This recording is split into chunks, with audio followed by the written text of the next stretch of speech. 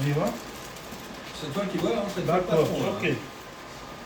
Cet après-midi, nous allons parler d'éloquence. Pour répondre à la question de plusieurs d'entre vous, je vais commencer d'abord par définir ce qu'est l'éloquence. Mais ne nous attendez pas à me demander la définition étymologique ou quoi que ce soit. Vous n'en avez pas besoin. L'éloquence, c'est l'art, c'est le talent de bien parler, de persuader et de convaincre par la parole. Il y a un deuxième terme que j'aimerais encore bien définir, le stress. Parce que notre présentation sera un peu centrée autour du stress. Le stress est l'ensemble des réactions d'un organisme face à des pressions, aux contraintes de l'environnement. Alors, en parlant du stress, tout le monde a le stress lorsqu'il faut parler en public. Pratiquement tout le monde. Et ne vous en faites pas, sachez que c'est normal. C'est tout à fait normal. Lorsqu'il faut parler du stress, lorsqu'il faut parler en public, le stress est quelque chose de normal. Au contraire, ne pas avoir de stress, ce n'est pas normal. Donc avoir du stress, c'est normal. Même dans une petite réunion de 5 personnes, ça peut arriver à certaines personnes d'avoir du stress. Et quelquefois, si vous n'avez pas de stress avec 5 ou 6 personnes, ou bien on est peut-être à combien, 10, 15 ici, mais ça peut dépendre aussi de la qualité des personnes qui sont présentes dans l'auditoire. Comme maintenant, par exemple, il y a François qui est là, il change déjà la qualité de l'autre auditoire. Ah ben oui. Tu veux dire que je pourris le truc? Ah, mais là, tu me fous du stress. Hein? D'accord, ok. Il y a la qualité et il y a... Si ce n'est pas la qualité, ce sont les enjeux. Quand il y a les enjeux, ça peut être même 2 ou 3 personnes. Quand vous partez passer un entretien, c'est peut-être juste 2 ou 3 personnes. Donc ça veut dire qu'il y a des enjeux. Vous allez dire des enjeux qui sont en jeu. Non, ça ne se dit pas. Donc rien que les enjeux peuvent augmenter la pression. Rien que les enjeux peuvent parce que vous vous dites, ah, je suis en train de jouer ma vie. Si je rate cet entretien, je rate mon boulot. Ça vous met du stress. Comprenez? Si vous ne comprenez pas, n'hésitez pas à m'arrêter. Donc, alors, je vais commencer par me présenter parce que on est là, mais peut-être qu'on ne se connaît pas. Brièvement, mon nom est Cléo Koupani. Je suis stagiaire ici comme vous, au DAC. C'est le DAC 58 de Cosne-sur-Loire. En 1990,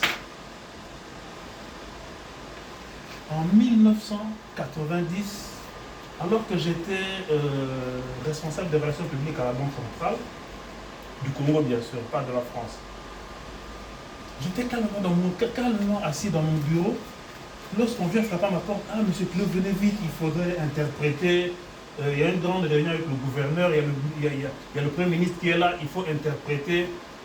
C'était lors de la démonétisation du franc congolais. J'ai dit, mais c'est pas mon boulot, moi.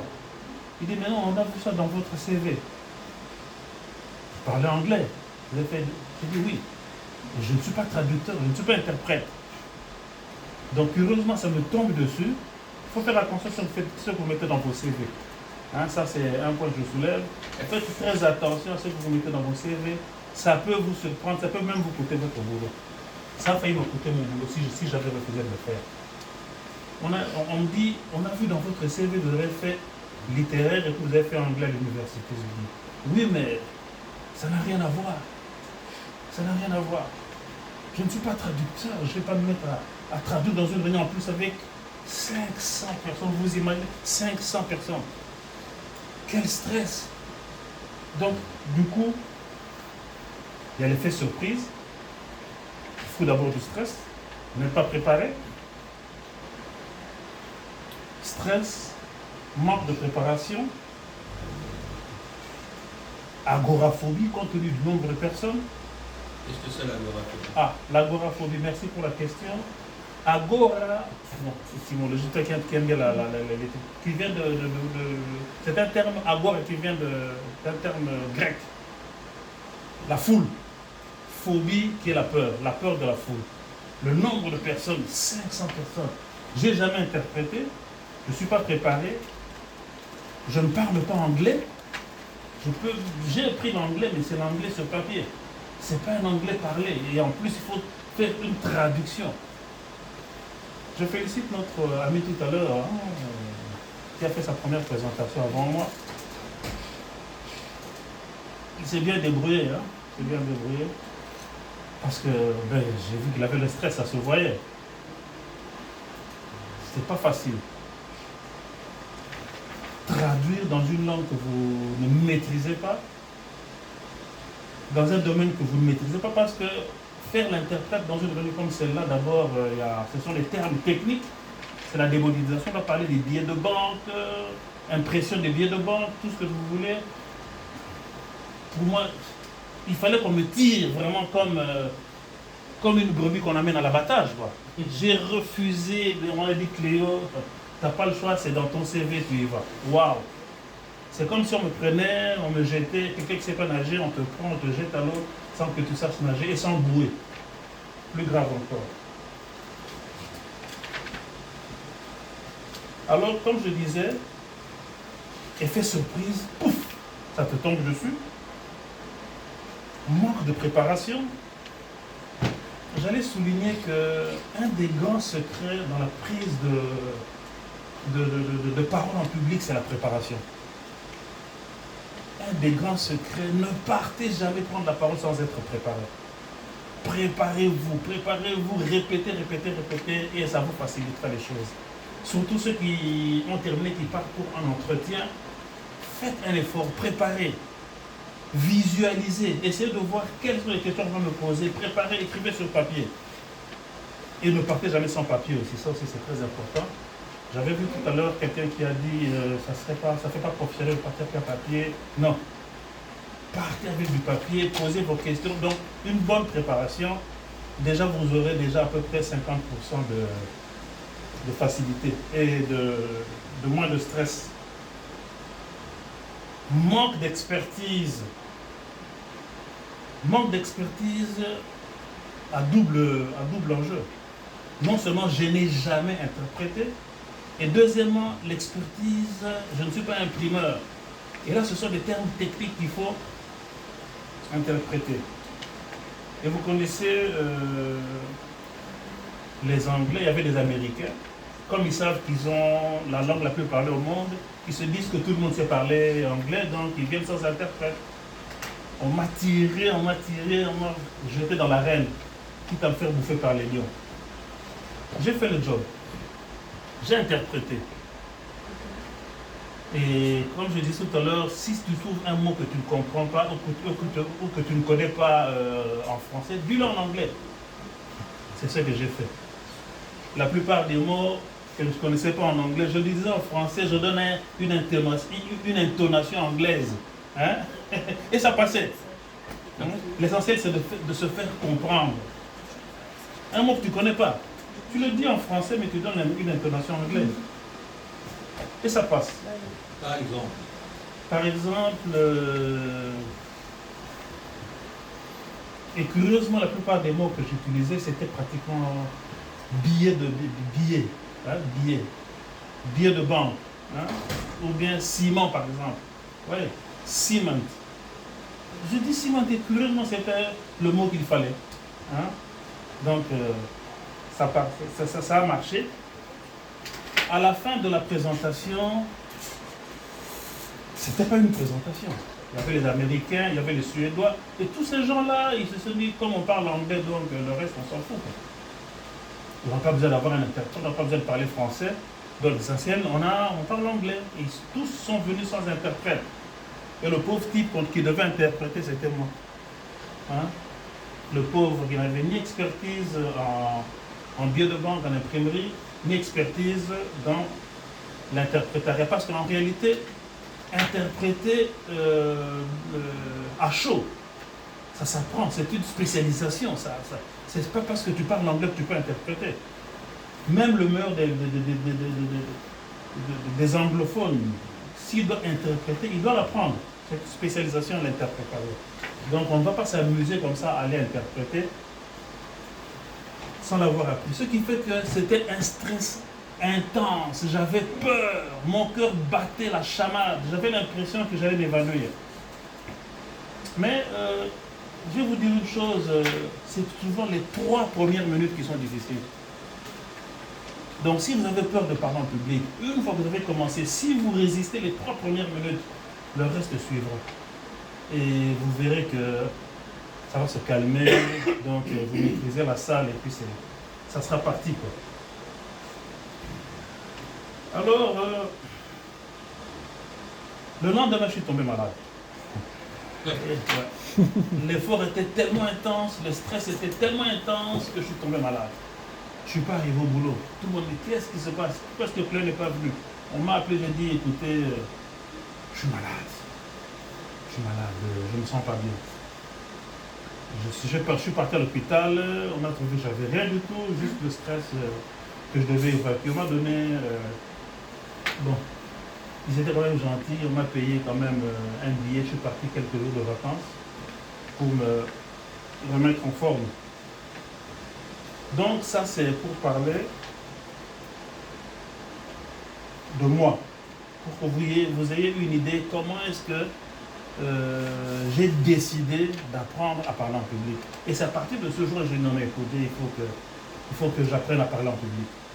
Ça peut vous arriver à vous aussi, hein. D'ailleurs, ça peut arriver à tout le monde. On vous appelle dans le temps, ah mais Cléo, je sais pas, Maëva, viens, tu vas faire un discours. Si ça te tombe devant des personnes que tu connais, ça passe encore. Tu t'imagines devant 500 personnes avec un titre, une qualification politique, avec des termes techniques, c'est assez compliqué. Ça m'est arrivé encore une fois.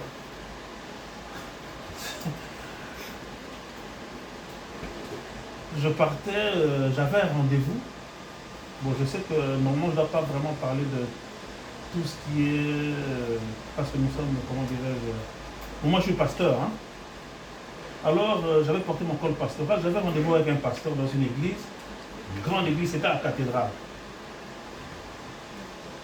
Le pasteur n'arrivait pas et il ne téléphonait pas non plus. Moi, je ne savais pas. Je me suis dit, j'arrive un peu en retard. Comme je n'ai pas envie d'entrer au culte, c'est juste parce que j'ai rendez-vous avec lui à la fin du culte. J'arrivais, j'entrais avec ma Bible. Dès qu'elle arrivait, on voit, ah, il cherchait un pasteur pour faire le culte.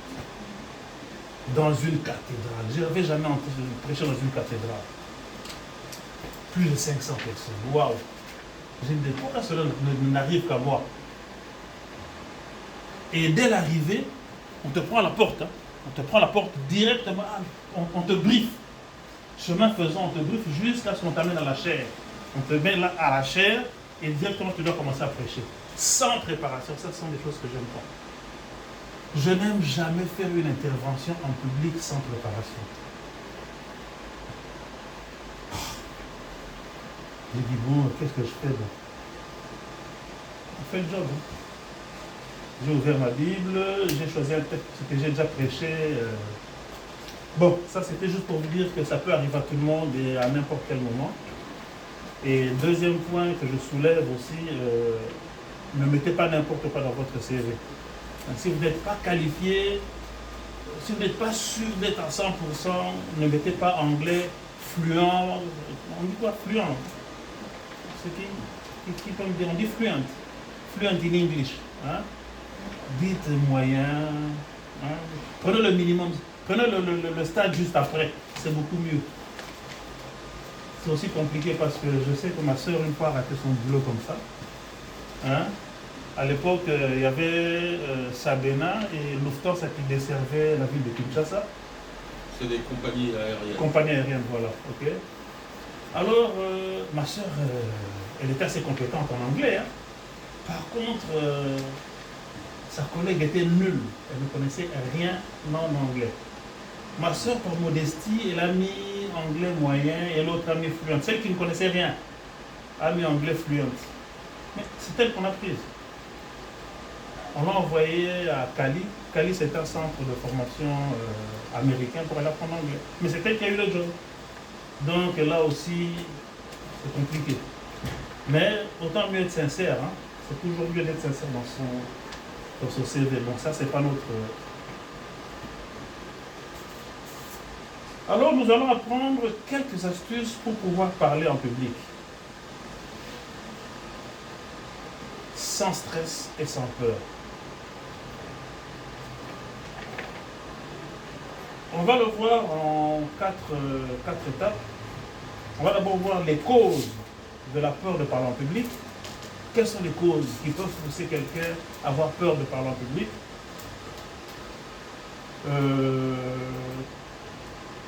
Deuxième point, quels sont les avantages du trac? Parce qu'il y a aussi un avantage dans le trac. Troisième point, la préparation en amont. Et quatrième point, le point final, la prestation proprement dite. Parler en public. Qui peut citer une cause qui peut... On en a parlé, hein, si vous avez été attentif, vous pourrez répondre à cette question. Qui peut citer une cause qui peut faire que quelqu'un puisse avoir peur de parler en public? Pourquoi est-ce que quelqu'un peut avoir peur de parler en public? Le jugement des autres. Oui, le jugement des autres, ouais, surtout ça. Et qui connaît encore une cause?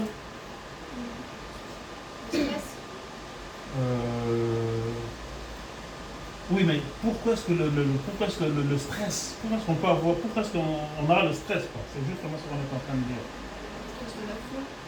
Voilà, l'agoraphobie. Les gens qu'on ne connaît pas. On n'a pas l'habitude de faire ça. Voilà, le manque, ouais. On peut vite être jugé. Oui, pas encore. Le manque de préparation.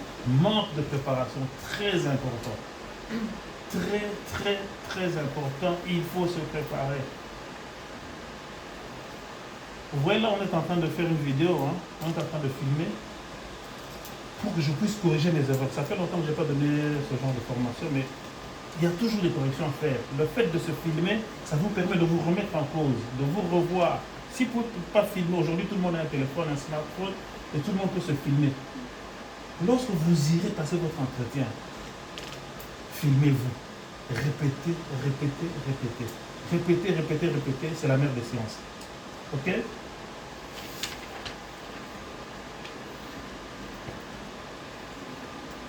Bien Bon.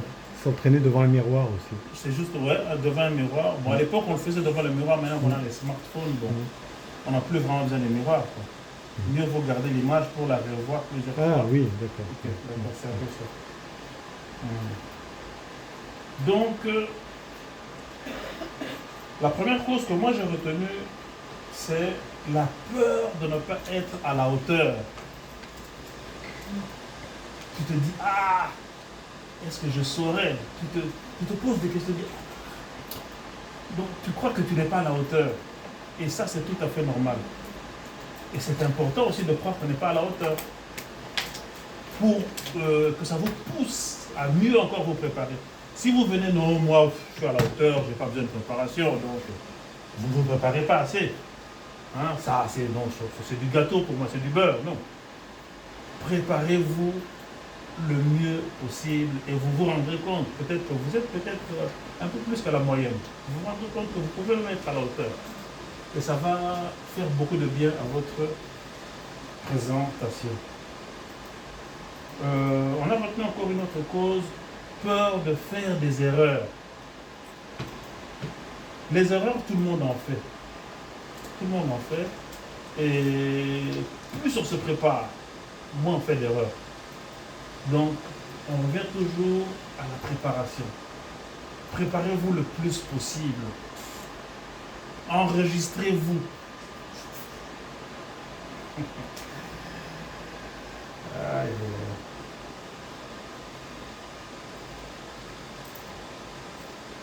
Ah. Encore un autre point, la peur d'affronter le regard des autres. Vous savez, chaque personne entre nous, il y a deux yeux. Hein? J'espère que, bon, peut-être qu'il y en a qui en ont deux, mais il y en a peut-être un seul qui voit, mais ce n'est pas ça le problème. Hein? Vous imaginez tous ces yeux qui sont braqués sur vous. Waouh! La peur d'affronter le regard des autres. C'est compliqué, hein? Un regard peut vous fusiller, un regard peut vous paralyser. Hein? Donc, ça aussi, c'est une des causes qui peut causer le stress. Mais, quel qu'il en soit, même si vous avez toujours le stress en montant, en prenant la parole, sachez que c'est normal. Dites-vous bien que c'est normal. Tout le monde a peur de parler en public. Ce qui est encore plus grave, et ce qui est un peu étonnant, peut-être que je vais vous choquer.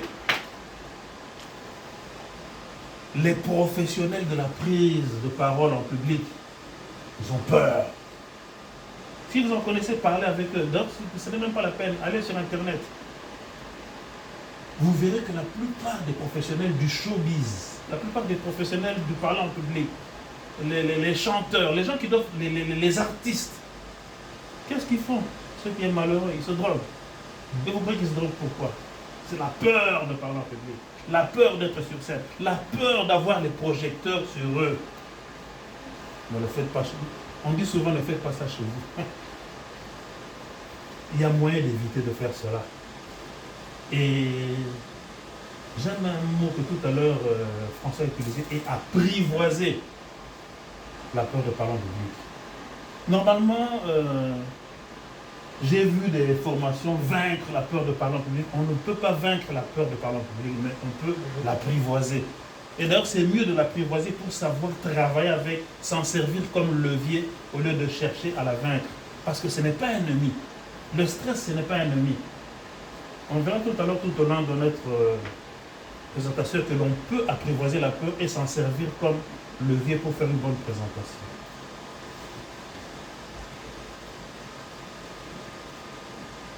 Voilà. Alors, qu'est-ce que j'ai fait? J'essaie de voir les formations, ça coûtait excessivement cher. Je ne peux pas me permettre de payer une formation. Et c'était au début des années 90. Une formation de prise de parole en public coûtait excessivement cher. Il n'y avait pas toutes ces formations sur Internet et tout qu'on peut. Des formations gratuites aujourd'hui, on a. Ça coûtait excessivement cher. Alors qu'est-ce que j'ai fait? J'ai lu presque tout. En tout cas, tout ce qui me tombait sur la main, presque tous les livres qui parlaient de l'éloquence, de savoir parler en public. Je n'étais pas satisfait. Ce n'est pas le genre de formation que je voulais. Le genre de formation qui vous apprenez à parler comme Aristote, comme Cicéron, avec des gestes grandiloquents. Non. Et d'ailleurs, vous n'en avez même pas besoin. Vous n'allez pas quand même pas parler comme au théâtre. Ça n'a pas de sens. Imaginez, vous allez parler à votre patron, ou bien vous devez faire une présentation, vous n'allez pas commencer à parler avec des rimes, faire de la rhétorique. Non. Tout ce qu'il nous faut à nous, c'est une formation simple qui nous permet de parler naturellement, comme je dis bien, parler naturellement, mais sans crainte. Et c'est ce que moi je cherchais. Et c'est à ce moment-là que ma rencontre avec Dale Carnegie fut un choc. Bon, Dale Carnegie, quand je parle de rencontre, Dale Carnegie est né en 1888 et il est mort en 1855. Je n'étais pas encore né, bien sûr. Mais quand je parle de rencontre avec ce monsieur, c'est parce que ses écrits sont des écrits vivants.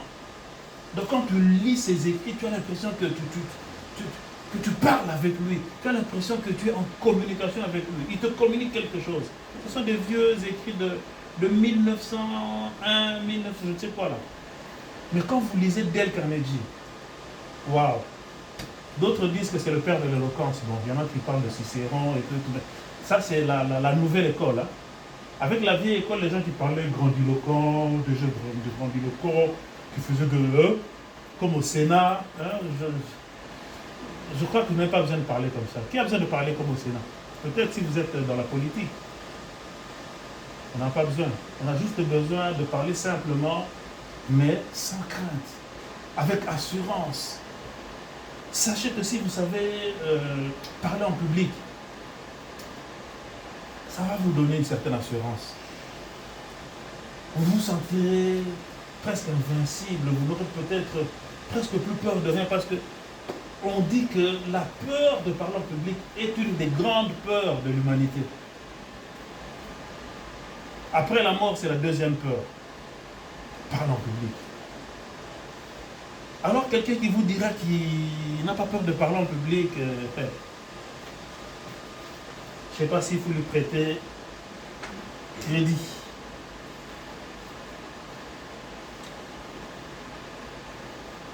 Soyez tout simplement naturel. C'est comme ça que j'ai décidé de créer ma propre formation. Une formation simple, sans chercher l'étymologie des mots, sans chercher à paraître grand, juste dans toute simplicité et être naturel. Une formation qui vous aide dans la vie courante. Donc c'est ça. Une formation basée sur mes propres expériences. J'ai tiré beaucoup de livres de Dale Carnegie. J'ai tiré beaucoup Là, il y a une Française là, qui est comment s'appelle encore la première dame française, comment s'appelle encore j'ai oublié son nom. Je l'ai encore lu ce matin d'ailleurs. J'ai décidé de créer ma propre formation basée sur mes propres expériences et sur l'expérience des autres. Une formation un peu, comment dirais-je, moderne. J'ai appelé ça d'ailleurs la rhétorique moderne. Ce n'est pas l'ancienne. Et comme quelqu'un, j'ai vu des journalistes parler comme ça à la télévision chez nous. Hein. C'est choquant. Hein? C'est pas beau. Au Sénat, peut-être ça passerait. Et j'ai vu même aussi, ça peut passer aussi dans. J'ai eu à donner formation aussi aux avocats de la ville de Kinshasa, à certains avocats de la ville de Kinshasa. Eux, ils préfèrent l'ancienne. Hein, avec la rhétorique, faire des gestes grandiloquents, tout ça. Ils aiment bien ça. Mais pour nous, dans la vie courante, on n'a pas besoin. On n'a pas besoin de ça. Alors, j'ai créé ma propre formation. Mais croyez-vous que j'ai pu vaincre le trac? Est-ce que j'ai pu vaincre le stress? Je vous dirai que non. Je n'ai pas vaincu le stress. Je n'ai pas vaincu le trac. Jusqu'à ce jour, je n'accepte pas les improvisations. Même quand je suis quelque part, on me dit « Ah mais Cléo, viens faire...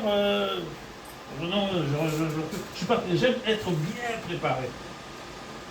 C'est très important pour moi. Donc, je n'ai jamais vaincu le trac jusqu'à ce jour.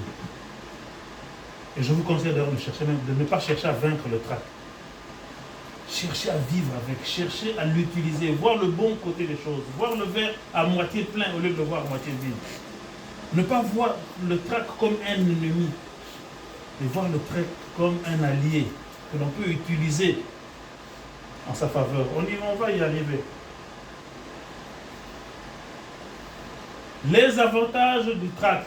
Quels sont les avantages du trac? Qu'est-ce qu'on peut faire avec le trac? Le trac peut être utile, peut être un allié pour vous pousser à. Le trac peut être un allié pour vous pousser à quelque chose, pour vous pousser à faire mieux. Pour vous pousser à mieux vous préparer. Tant que vous avez le trac, on vous dit, ah, samedi, vous allez faire une présentation, tout ça.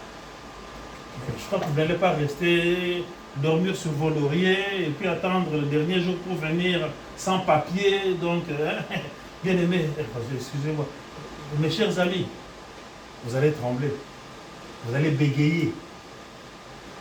Mais tant que vous avez le trac,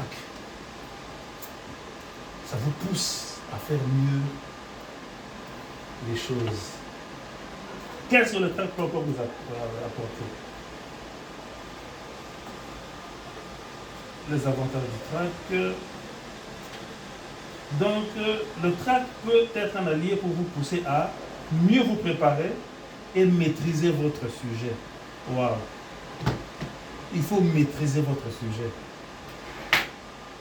Maîtrisez votre sujet. Le sujet duquel vous allez parler, maîtrisez-le. Je vois des gens, quand on leur demande de faire une présentation, ils partent chercher quelque chose qu'il n'a pas vécu, quelque chose d'extraordinaire. Quand on vous demande de faire une présentation, si possible, faites du vécu, quelque chose que vous avez déjà vécu. Vous avez vu notre ami, il a parlé assez facilement parce qu'il a parlé de choses qu'il a vécues. Des choses qu'il fait. Il a parlé de son stage. Il sait ce qu'il a fait. Il n'a pas besoin de papier pour ça.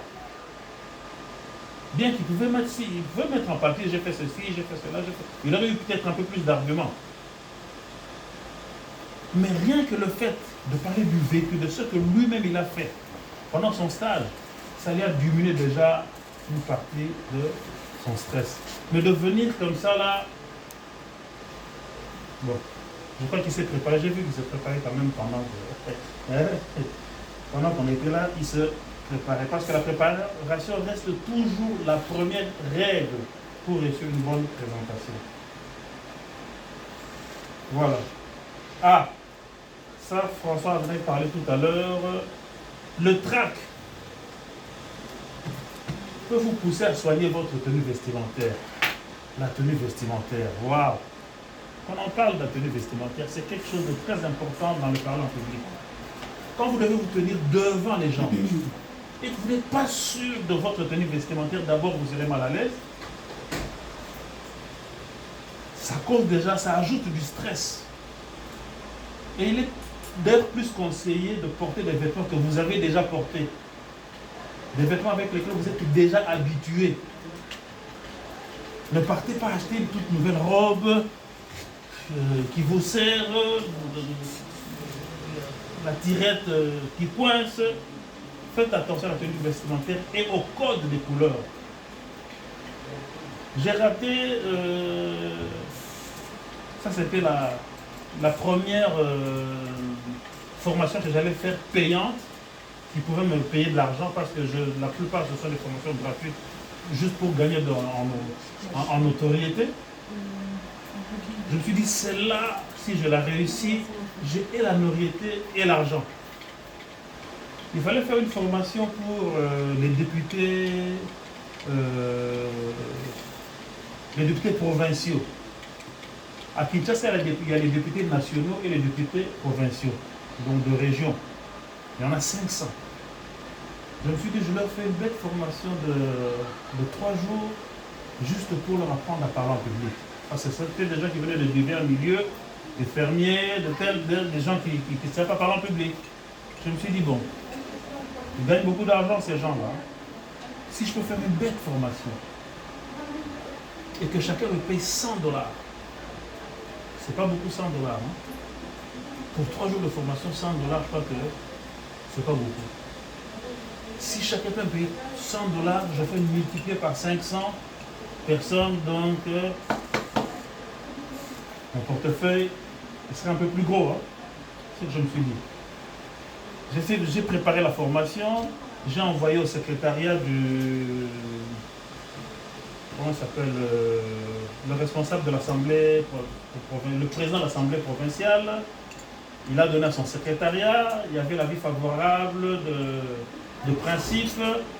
En dernière minute, son secrétaire qui m'appelle, il dit, qu'est-ce que tu as fait? Je dis, quoi? Il dit, mais tu sais comment est-ce que le président s'habille? Ça ne passera pas. Il faut changer ça. Je dis, je ne peux pas. Je ne peux pas changer ça. Changer de quoi? Le président de l'Assemblée provinciale de Kinshasa de l'époque, c'est le gars qui s'habillait avec des couleurs, cravate rouge, chemise verte, donc comme un troubadour, pantalon jaune, c'était vraiment comme un clown. Et j'en parlais dans la formation. Il s'habillait avec des pantalons à la mode, avec le taille basse. Hein? Pour un président de l'Assemblée provinciale, ça passait pas quoi. Et c'est ce que moi je conseillais, c'est d'avoir une tenue sobre. Hein? Pour l'Assemblée provinciale, des couleurs, il y a des couleurs. Hein? On ne peut pas s'habiller n'importe comment quand on est dans l'Assemblée provinciale. D'ailleurs, il est déjà obligatoire d'avoir une veste et une cravate. Mais lui, là, sa veste et sa cravate, lui, il a sa cravate rouge, sa chemise verte, son pantalon jaune. Et puis, ce qui était grave, il portait des pantalons taille basse. La ceinture, ça veut dire la ceinture en dessous de la ceinture. Hein? Aïe, aïe, aïe, aïe. J'ai raté cette formation dans laquelle je pouvais gagner beaucoup d'argent parce que lui m'exigeait d'enlever ce paragraphe et je ne peux pas. J'ai regretté, mais c'était comme ça, je ne peux pas quand même commencer à trafiquer ce qui est scientifique pour un individu et pour de l'argent. Donc, tenez compte de cela. Au Congo, c'est très important. C'est pas comme en France où on peut s'habiller comme on veut. Non. Il y a certaines tenues, tu arrives, même si tu veux visiter quelqu'un, comme à la banque. Prenons un simple exemple de la Banque centrale. Tu viens, tu arrives, tu veux voir un directeur ou bien un agent. Si ta tenue n'est pas correcte, pour les femmes, il est évident, c'est déjà compliqué. Même déjà rien qu'en pantalon, déjà une femme ne peut pas entrer. En minute-jupe, tu n'entres pas. Donc une femme doit être habillée en robe, en pagne, ou bien en jupe longue. Alors, soignez votre tenue. Ici en France, c'est peut-être compliqué, c'est peut-être plus facile. Il n'y a pas trop de problèmes, mais ça va vous donner un certain complexe compte tenu de l'image que vous renvoyez au public. Donc, soignez votre tenue quand vous devez passer en public. Soignez votre tenue. Le papier, on l'a dit tout à l'heure, mais j'y reviens quand même. Faites une bonne préparation de votre présentation. Écrivez tout ce qu'il faut écrire, quitte à éliminer d'autres choses après. Écrivez d'abord tout ce qui vous passe par la tête et puis gardez juste l'essentiel. Si vous êtes expert, ou bien si vous avez la maîtrise de votre matière, vous pouvez juste laisser les titres. C'est ça que moi j'ai fait ici, j'ai laissé juste les titres, je n'ai pas écrit tout mon texte, j'ai juste laissé les titres. Point A. Titre tel, je peux le lire puis le développer. Point 2, lire et développer. Donc, ayez votre papier avec vous. Et surtout quand vous partez pour un entretien d'embauche, comme on l'a dit tout à l'heure, ayez votre CV sous les yeux. Demandez l'autorisation au recruteur. Est-ce que je peux avoir mon CV sur moi? Un autre va dire, mais non, c'est votre CV, vous savez ce qu'il y a dessus. Mais d'autres, ils acceptent quand même que vous ayez votre CV parce que quand on va vous questionner, vous pouvez comparer, parce que le CV, de toute façon, le CV, chaque fois on change le CV, on ne garde pas le même CV pour toutes les entreprises. Bien que ça reste la vérité, mais c'est une vérité qui peut être aménagée. Donc c'est un peu ça. Gardez votre CV sur vous, c'est très important. Ça c'est pour l'entretien d'embauche. Mais quand il faut vraiment passer pour un entretien, non, passer pour une présentation. Bon, ici aujourd'hui d'ailleurs avec le PowerPoint, le problème ne se pose plus. Hein. Vous avez le PowerPoint, vous lisez, vous expliquez, vous lisez, vous expliquez. Donc quand il n'y a pas de PowerPoint, il y en a d'autres qui veulent passer en expert. C'est bien. Mais si vous avez un trou de mémoire, vous êtes foutu. Si vous avez un trou de mémoire, vous êtes foutu, vous êtes perdu à jamais et vous êtes banni. Ah oui. Moi, ça m'est arrivé d'avoir un trou de mémoire. Il n'y a pas très longtemps. Hein. Avec les médicaments que je prends, avec on me demande, il y avait 4 personnes qui m'interrogeaient, on me demande, dites-nous un peu, citez-nous, vous étiez à la Sorbonne, je dis oui, oui, vous faisiez le DU en administrateur d'élection, citez-nous un seul cours, un, pas deux, citez-nous un seul cours de cette formation. Pouf! Je vois rien que du noir. Est-ce qu'il y a quelqu'un qui a déjà eu un trou de mémoire? Vous êtes souvent jeune, c'est tout le temps. Et vous voyez peut-être pas les médicaments, mais. Les trous de mémoire, moi, ça m'a coûté. Je ne peux pas dire que ça m'a coûté ma vie, mais ça m'a coûté un bon boulot. Citez-nous une seule formation, non, un seul cours un seul cours dans le cursus d'administrateur des élections. Je cherche, je vois le nom de M. Bertrand, mais son cours je ne vois pas. Je vois le nom de M. Loiseau, ce nom je ne vois pas. Je vois le nom de M. Rivière. Donc tous ces noms-là, je vois le nom des professeurs, mais je ne vois aucun cours à associer à ces gens-là. Waouh! Si j'avais mon papier. Ayez toujours un bout de papier sur lequel vous marquez ce qui vous semble important. La mémorisation et la récitation. Beaucoup d'entre nous, quand on dit préparer, on s'imagine qu'il faut mémoriser pour venir réciter. Non. Ne faites pas. Vous pouvez mémoriser si vous voulez, mais ne venez pas réciter. Si vous mémorisez, ayez votre papier à côté. C'est juste pour que vous puissiez avoir votre matière en tête, mais ce n'est pas pour venir réciter. D'ailleurs, ça ne fait même pas bien, ça donne une mauvaise impression pour venir réciter. Quand vous venez réciter. À la moindre question qui est en dehors de ce que vous avez mémorisé, vous êtes perdu. Donc, moi, je ne conseille pas de mémoriser. Je conseille plutôt avoir un plan, avoir votre texte sur lequel vous pouvez vous référer à chaque fois. Vous voyez, chaque fois je soulève ma tablette pour suivre le cours de mes idées. Donc j'ai mis des points, jusqu'à ce que l'on ira à la fin. Si je vais trop vite, n'hésitez pas à me le dire, mais nous pourrons, contre le temps, il nous reste peut-être je ne sais combien de minutes. J'aimerais pas faire mauvaise image en terminant sans avoir eu le temps de conclure. C'est très important. J'ai parlé du code vestimentaire, j'ai parlé du papier, j'ai parlé de la mémorisation. L'improvisation, oui, c'est toujours dans le même sens. Ne cherchez pas à improviser. Hervé est spécialiste dans sa matière. Hein? Si vous partez faire une présentation en informatique, n'improvisez pas. N'improvisez pas. Faites une bonne préparation, ayez votre papier, ayez votre pense-bête, comme on dit. Hein? Un pense-bête, c'est pas parce que vous êtes bête, hein? Mais c'est parce que ça peut vous aider.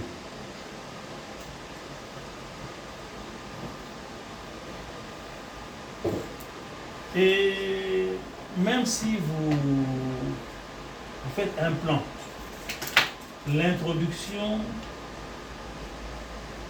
et la conclusion doivent être écrites complètement, entièrement.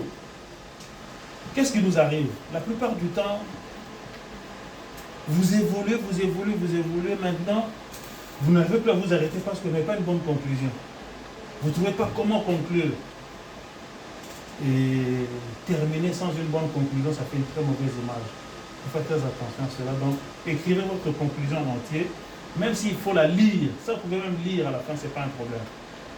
Mais écrivez-la en toute entièreté.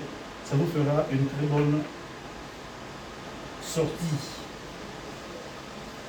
Alors, on va entrer dans la prestation. Quatrième partie, c'est la prestation proprement dite. Ça, c'est la partie pas la plus importante parce que ce qu'on a vu en amont était important, mais maintenant, c'est le jour J. Vous devez faire votre présentation, vous devez passer devant. Alors, lors de la prestation, la première chose à laquelle vous allez faire face, c'est que vous allez sentir votre cœur battre. Boum, boum, boum. Quand on dit, Monsieur Cléo, passez devant, c'est votre tour, pouf. Votre cœur va à la chamade. Boum, boum, boum, boum, boum. Pour remédier à ça, il y a plusieurs techniques, mais la technique que nous avons retenue ici, c'est la technique de la respiration. Respirez. Pour pouvoir oxygéner votre cerveau, vous en aurez besoin. Alors, comment respirer? On respire tous.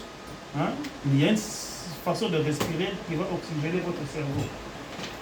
Donc, lorsque vous êtes assis, admettons que vous êtes de l'autre côté là-bas, vous êtes assis, on vous dit, monsieur, passez faire votre présentation. Vous aspirez sans que vos épaules ne bougent. Vous aspirez profondément. Comme ça là. Pendant que vous vous levez, vous avez votre respiration retenue et pendant que vous marchez, vous lâchez tout doucement votre respiration. Si la distance est longue, c'est encore mieux. Prenez encore une bonne bouffée d'air. Vous oxygénez encore une deuxième fois votre cerveau. Et une fois que vous arrivez ici, avant de tourner, vous commencez à relâcher. Discrètement, il ne faut pas que les gens le voient. Vous relâchez la respiration. Et là, vous faites face à votre victoire. Respirez, prenez la peine de bien respirer, oxygénez bien votre cerveau. J'avais oublié qu'en amont, il faut bien manger. Il faut bien manger, même si vous n'aimez pas le sucre, prenez un peu de miel. Hein? C'est très important, sinon vous risquez de faire des pannes. Donc bien oxygéner le cerveau, bien manger avant, et puis pas trop, hein, ne faites pas... C'est pas le jour où il faut faire le goulu. Donc juste un tout petit peu de sucre, ça vous permettra de bien assimiler. Alors, après la respiration, il y a l'expression faciale. L'expression faciale, votre face. Votre face, si vous avez le visage renfrogné, déjà vous donnez une mauvaise impression. La plupart du temps, la meilleure expression faciale, c'est le sourire.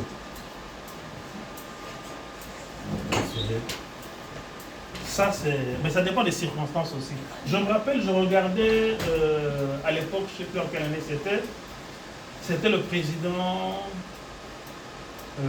Laurent Désiré Kabila, le feu Kedjamo qui avait été assassiné d'ailleurs, qui était parti au Rwanda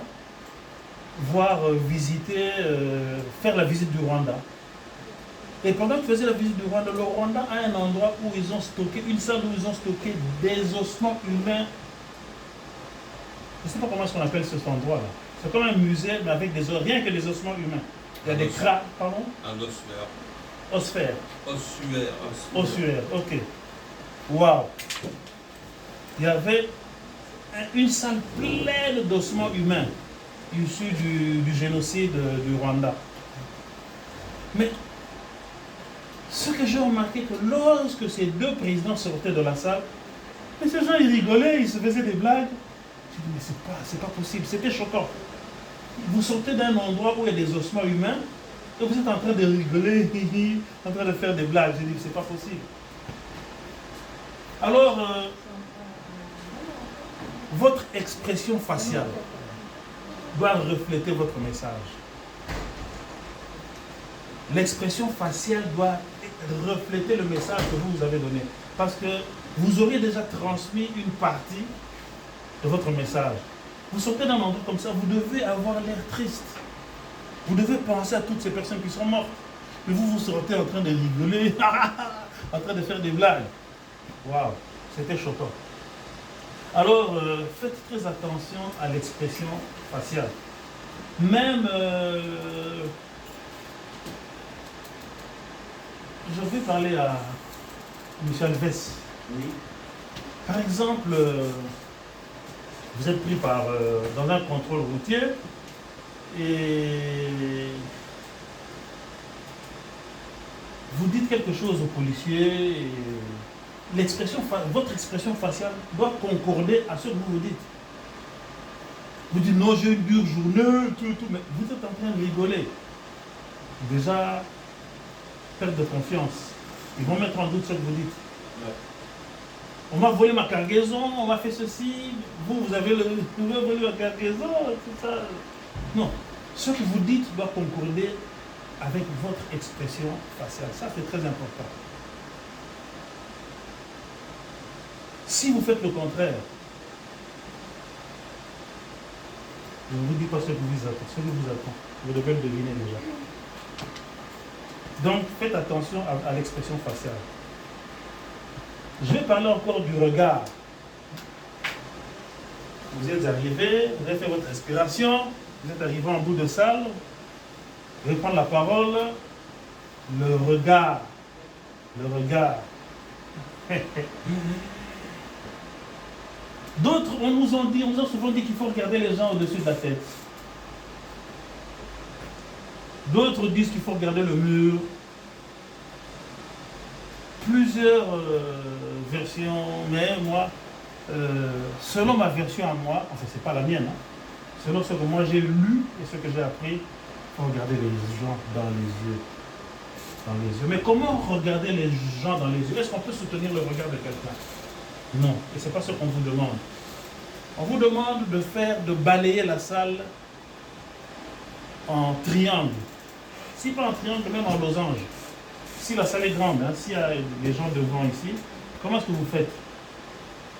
Regardez, vous parlez, regardez la personne qui est au bout. Vous la regardez, avec un sourire bien sûr. Hein. Regardez, regardez, regardez. Si c'est juste 4 personnes qui sont devant vous, bon, vous n'allez pas faire comment dirais-je, l'arbitre d'un match de tennis. Hein. Hein, vous voyez le match de tennis là? Non. Faites-le discrètement, mais que les personnes qui sont en face de vous se sentent regarder. Comprenez? Regardez la personne sans la soutenir bien sûr parce que vous regardez, tout en parlant et tout en souriant. Parce que si vous regardez quelqu'un sans sourire là, vous n'aurez pas son approbation, vous n'aurez pas créé le contact nécessaire qui doit être créé pour parler avec cette personne-là. Donc, balayez le regard en triangle. Vous parlez à tout le monde. Comme ça, toute personne qui sera dans votre auditoire se sentira concernée. C'est quelquefois difficile de regarder les premières personnes qui sont devant. C'est par elles qu'il faut commencer si possible. Regardez, hein, avec un beau sourire. Elle vous le rendra, elle me l'a rendu d'ailleurs. Elle vous le rendra. Regardez. Regardez, regardez, regardez, et vous verrez que, d'ailleurs on a déjà dépassé les 3 minutes, donc je crois qu'à cet instant-là, vous n'aurez déjà plus de stress. Si vous respectez bien ce que vous avez dit, le stress aura déjà disparu. Vous n'aurez plus de stress. Donc c'est très important, regardez, balayez la salle en triangle ou bien en losange si la salle est grande, ça dépend de la position de la salle aussi. Mais regardez les gens dans les yeux. Regardez les gens dans les yeux, à quoi cela sert? Ça met les gens en confiance. Quand vous regardez quelqu'un dans les yeux, ça met en confiance. Imaginez-vous votre fils qui vous demande à papa, à l'école, on a dit qu'il faut... Non. Vous aurez l'impression que l'enfant vous ment. Mais quand vous dites, ah, mais papa, demain il faut à l'école, il faut faire ceci. Comprenez que déjà, ça met en confiance. Et c'est la même chose dans la prise de parole en public. Quand vous parlez à quelqu'un, osez regarder la personne. Si c'est une salle pleine, balayez la salle en triangle ou bien en losange. N'ayez jamais le regard fuyant. Ou bien comme ça là. Ne soyez pas non plus plongé dans vos notes. Comme ça là. Non. Osez regarder votre public, osez regarder les gens qui sont dans votre auditoire. Alors, souriez. Oui, monsieur Perrier? 3 minutes. Il me reste 3 minutes. Waouh, ok. On fait avec. Hein. Tu ne souris pas beaucoup, par contre. C'est pour te mettre un peu de stress. Ah ben non, les 3 minutes sont passées pour le stress, hein. J'ai pris le stress. J'avais le stress dans les 3 premières minutes, maintenant c'est déjà passé. Vous ne m'aurez plus. La gestuelle. On va un tout petit peu parler de la gestuelle. Que faire des mains? Parce que la plupart du temps, quand on est devant les gens, quand on est assis, ça ne pose pas trop le problème. Mais quand vous êtes debout et que vous n'avez pas un PowerPoint, quand vous êtes devant un pupitre, vous ne savez pas quoi faire de vos mains. La plupart des gens s'agrippent au pupitre comme une bouée de sauvetage. Hein?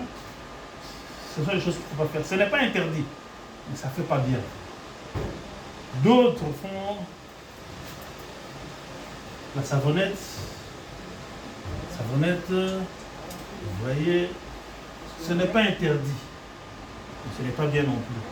Aucune gestuelle des mains n'est interdite, mais ça ne renvoie pas une très bonne image de vous. Je vais essayer d'exploiter mes 3 minutes pour conclure.